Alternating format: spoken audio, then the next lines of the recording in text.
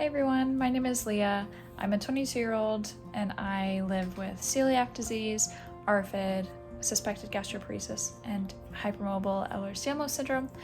I have a whole bunch of things, but as I've been moving through my own journey, I thought, why not make a little video and come on here and talk about my experience so far with everything, and how I've been managing, just for anybody else out there who might be struggling or is looking for people who understand, because I know how hard it is to find a community of people who know what you're going through.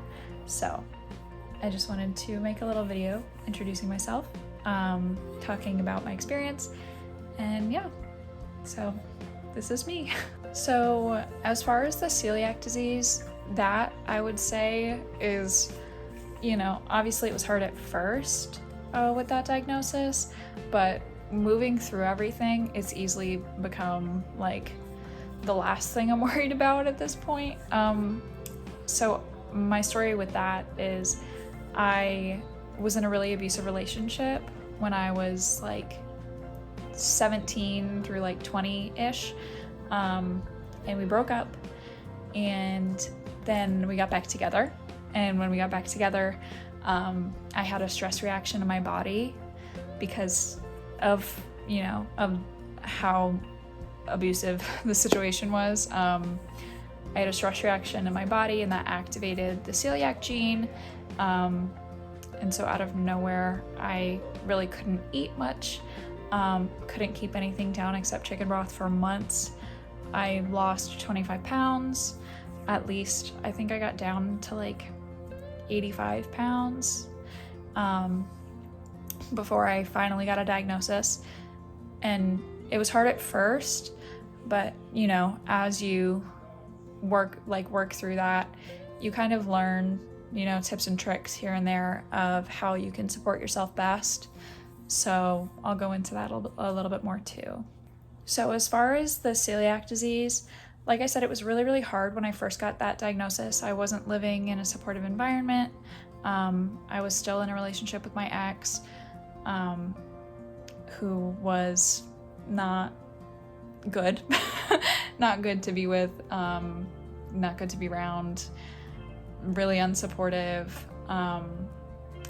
He worked in an ER, so he thought that he knew everything. Which is not ideal when you're, working with a new diagnosis like that. Because really with a diagnosis like that, you wake up one day and you have to change everything about your life, or else you are damaging your body with everything you do, basically. So it's really important to have a supportive environment of people who understand, people who are willing to do their own research. A good care team is very important because celiac disease has a lot of like comorbidities to it. I went through a period of time where my iron was really low because when you have celiac disease, there's these things, I think they're called villi, and they're somewhere in your digestive tract, and they're just like wiggling around. And when you eat, they pick up your nutrients and stuff. And when you have celiac disease and you eat gluten, they die. So when you eat, even if it's gluten-free stuff, when you eat, they are passing through the dead ones and you're not picking up any nutrition, which can make you really, really deficient in a lot of things.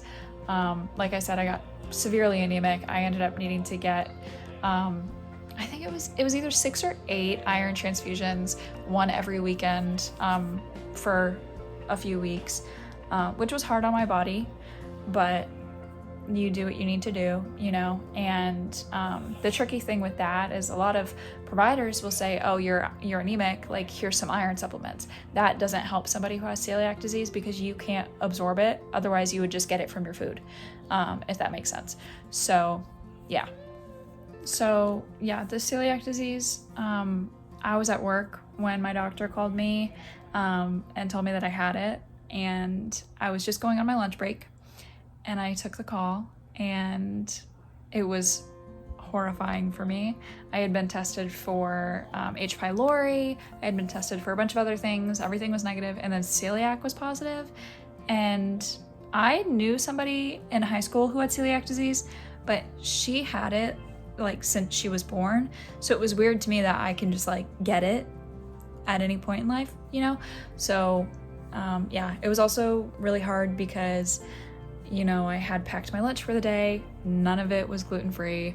At this point, I was basically just eating like Pringles and like little things like that because that's all I could keep down.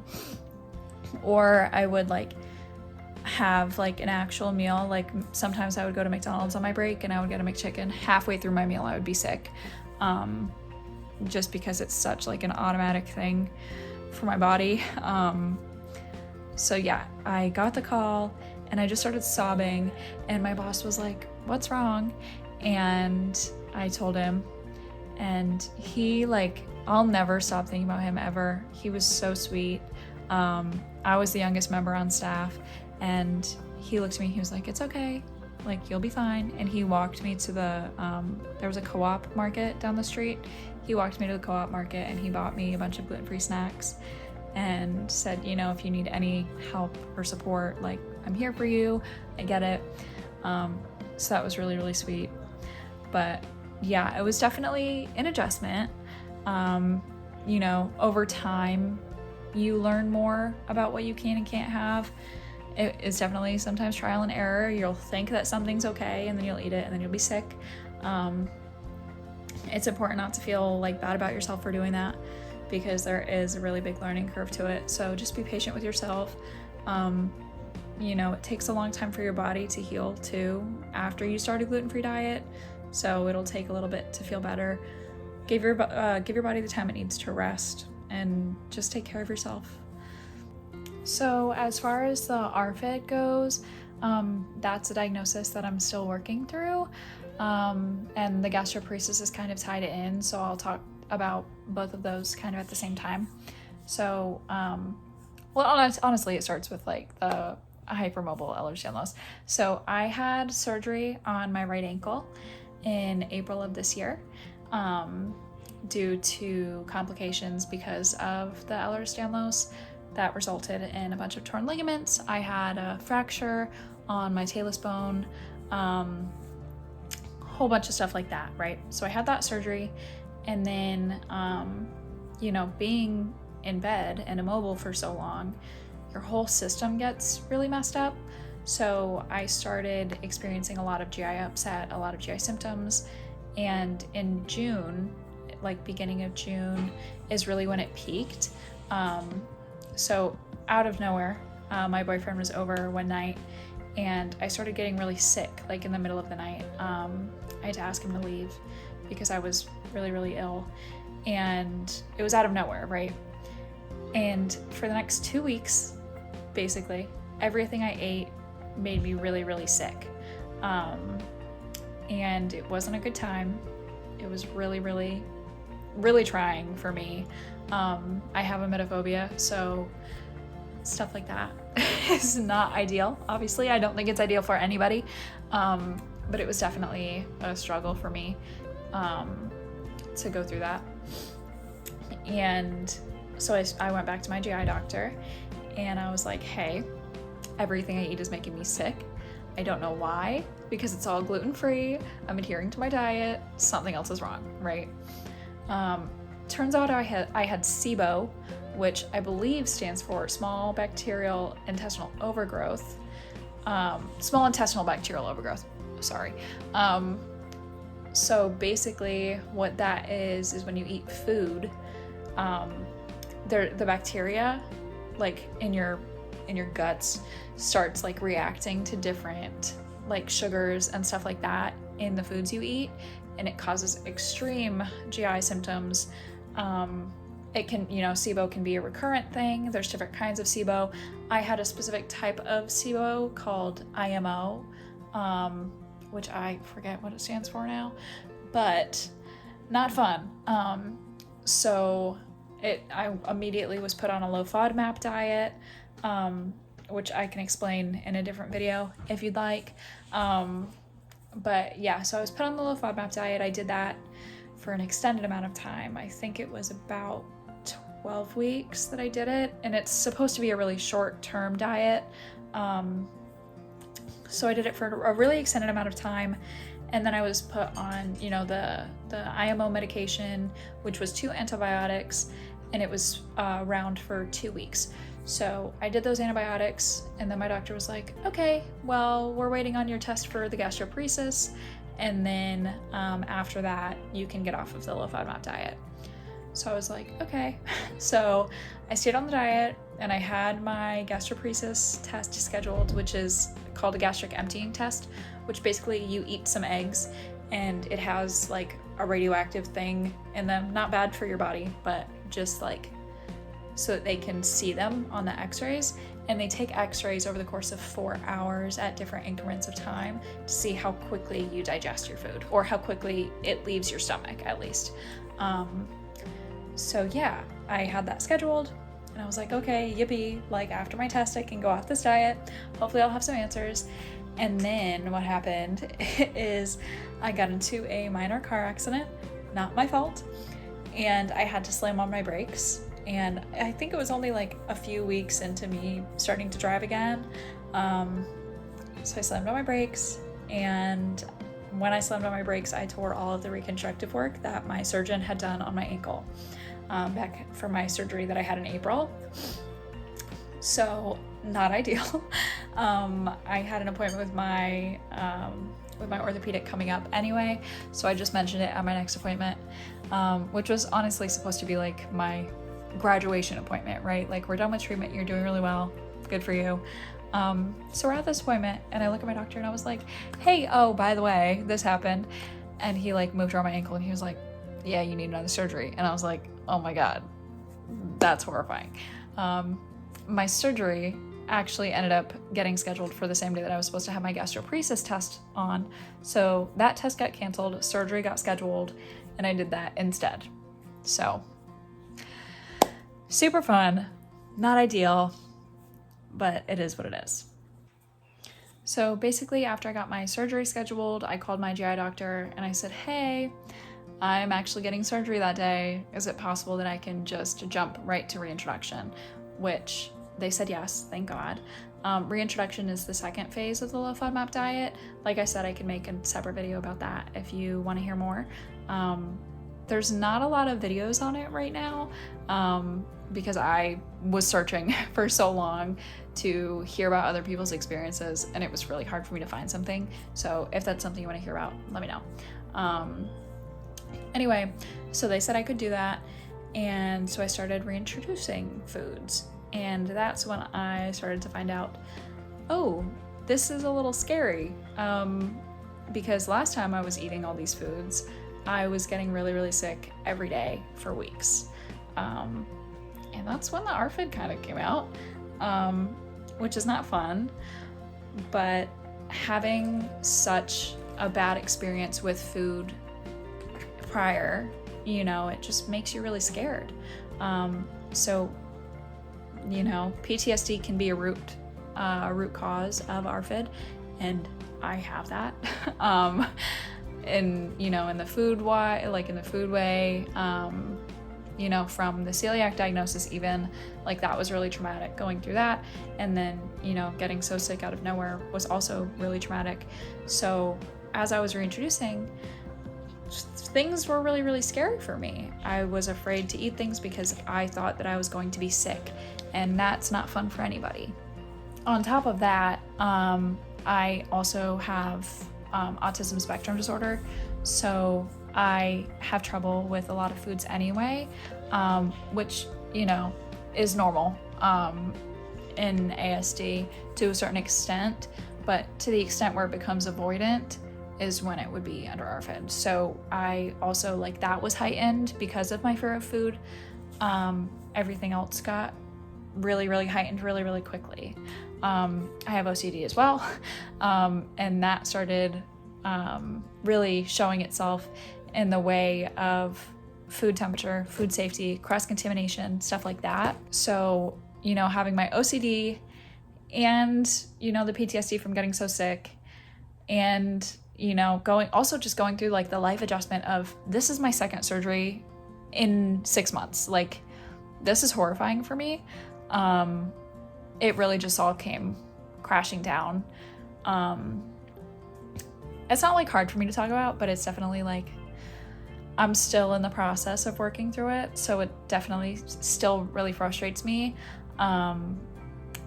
But yeah, being scared of food isn't fun, because, you know, ARFID is an eating disorder it has nothing to do with body image.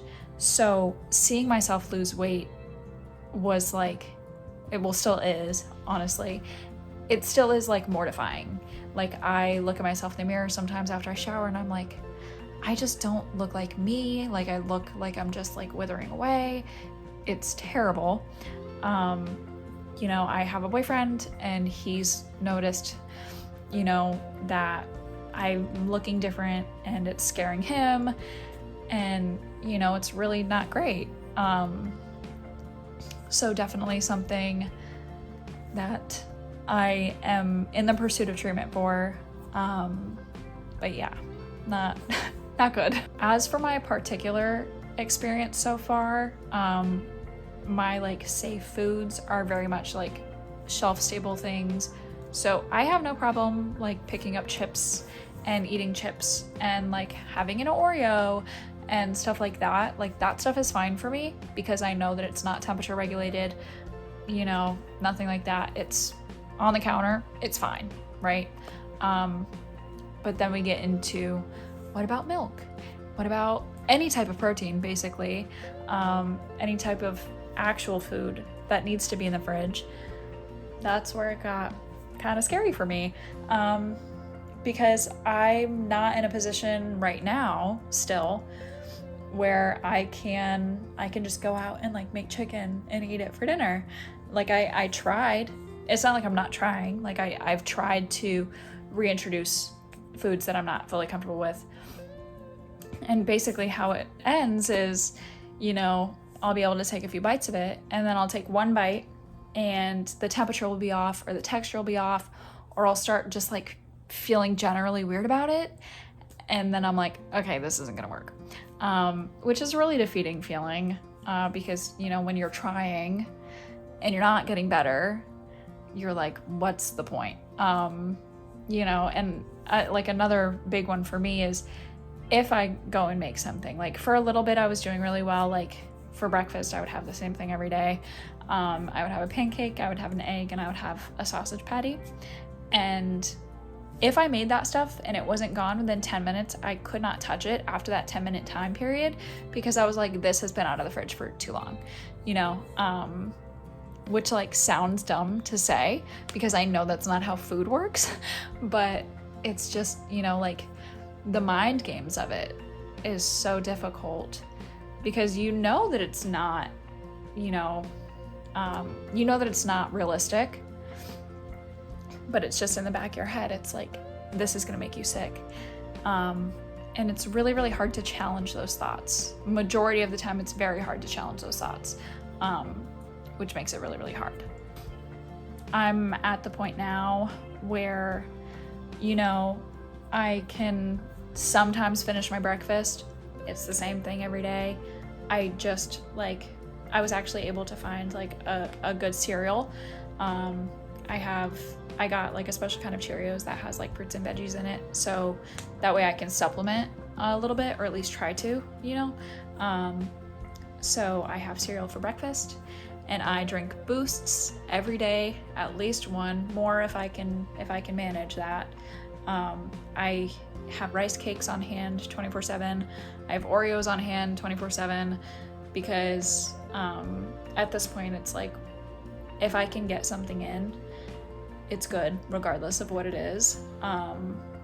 So yeah, and then dinner is where it gets really hard, because this is where like the suspected gastroparesis comes in. I am never hungry for dinner whatsoever, whether it's a safe food or not. I'm always feeling sick towards the end of the day. I always feel like too full. I don't even really want to drink water. Even the Boosts, I'm like, can't really do that. Just because I feel so full at the end of the day. I never feel hungry. Like, I feel hungry maybe like 2 or 3 times a month. I actually get like hunger cues and I'm like, oh, like I want to eat today. That's really rare for me. So dinner is really hard, but that's why they think I have gastroparesis, is because I really just don't feel hungry. Stuff like that, you know, which makes it really hard too, because I'm trying to get better. You know, I'm trying to do these things for myself, but it feels like my body is like fighting against me, which is not ideal. But like I said earlier, like it is what it is. I'm on the journey to getting better. I'm trying to figure out what I can do for myself to support myself and to advocate for myself. And those are kind of the steps that I'm working towards right now. So hopefully I can get something figured out. But yeah, I think it's important to note that gastroparesis is also linked to Ehlers-Danlos syndrome. Ehlers-Danlos syndrome is a connective tissue disorder. It affects every part of your body. You know, I don't think that there's any like EDS things that I can do to like show you right now that I have it, because it doesn't matter. I think you can just take my word for it. But yeah, it affects every system in your body. It can affect your cardiovascular system. There's like, that's actually a form of EDS, is, you know, it messes with your heart, stuff like that. But yeah, it affects your digestive system. It can affect how you swallow. So like a lot of people have like swallowing disorders, gastroparesis, like I said, it affects just movement and motility everywhere, which is not ideal, but it's par for the course. That's why you need to make sure that you have a really good care team and you trust your doctors, and your doctors advocate for you and listen to you. And it can be really hard to find those affirming doctors, especially if you're, you know, anything other than cis male presenting.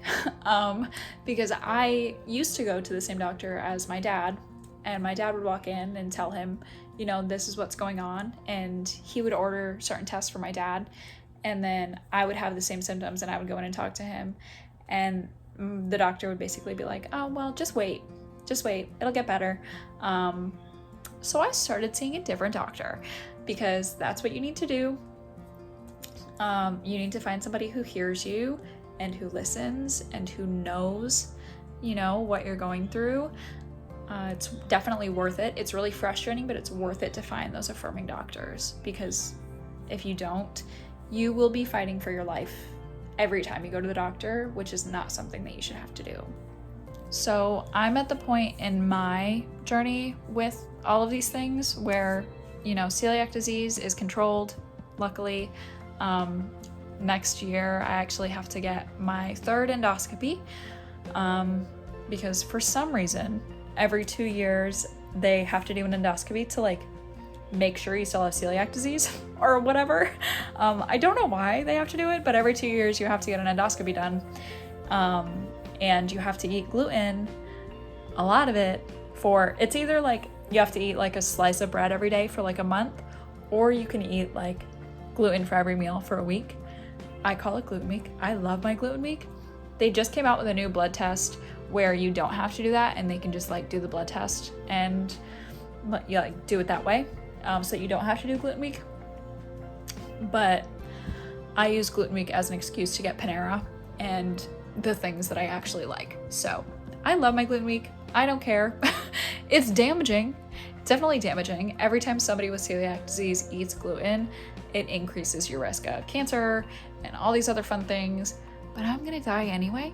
So to me, 1 week every 2 years where I can eat bread, worth it. Worth it. It's worth it to me. I don't care. Obviously, people can make their own medical decisions, but me personally, that's what I'm gonna do. So yeah. So celiac disease, that's a controlled aspect of my life. The Ehlers-Danlos, that's something that I'll deal with forever. Definitely still working through that diagnosis, especially with the ankle surgeries this year. It's definitely setting in.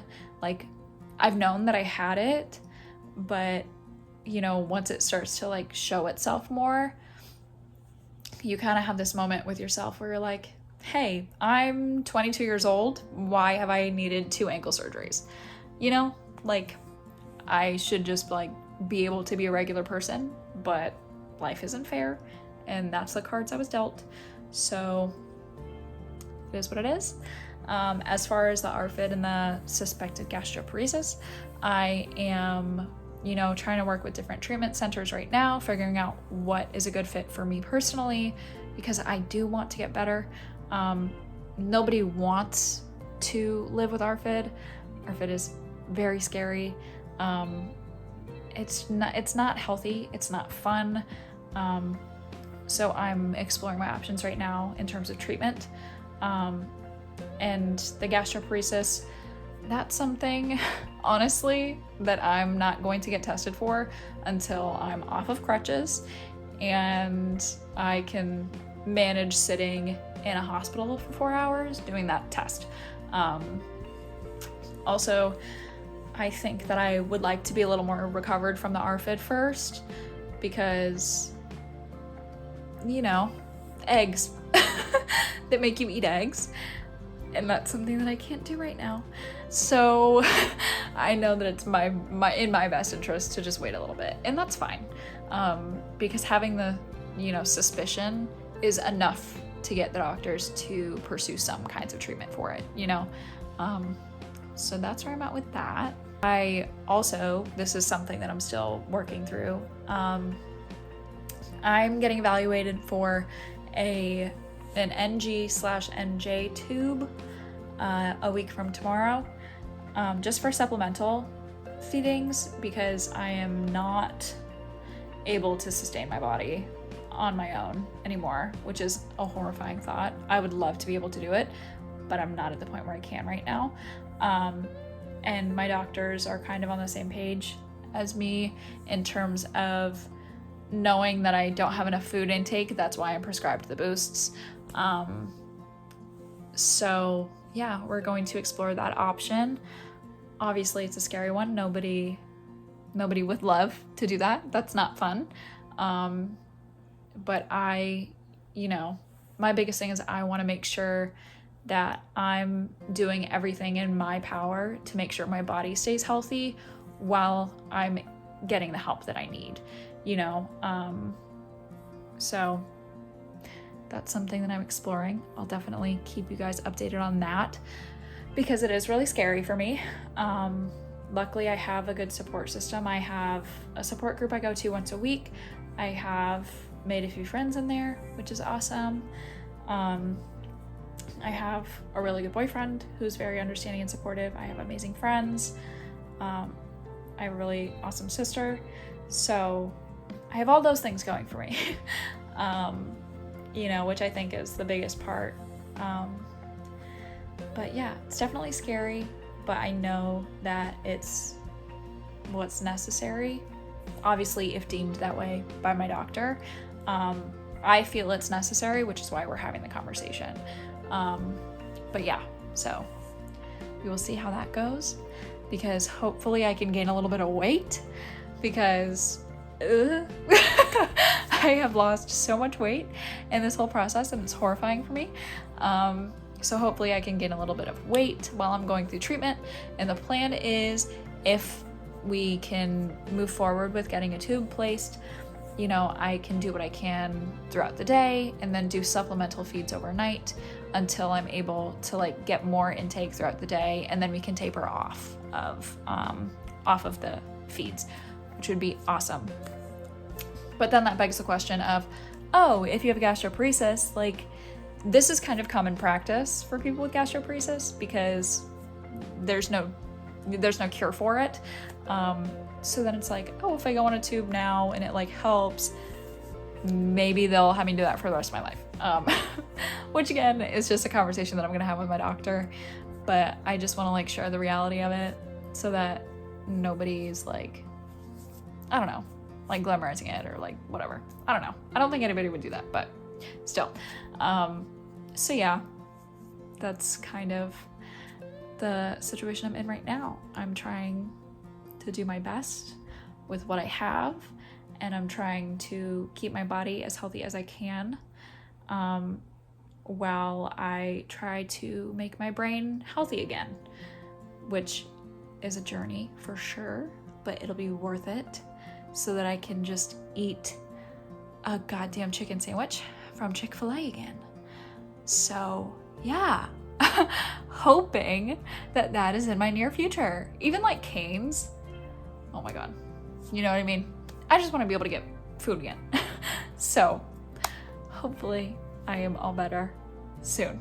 I don't know, I just wanted to make a video because when I was looking for content of people talking about their experiences, I wasn't able to find a whole bunch.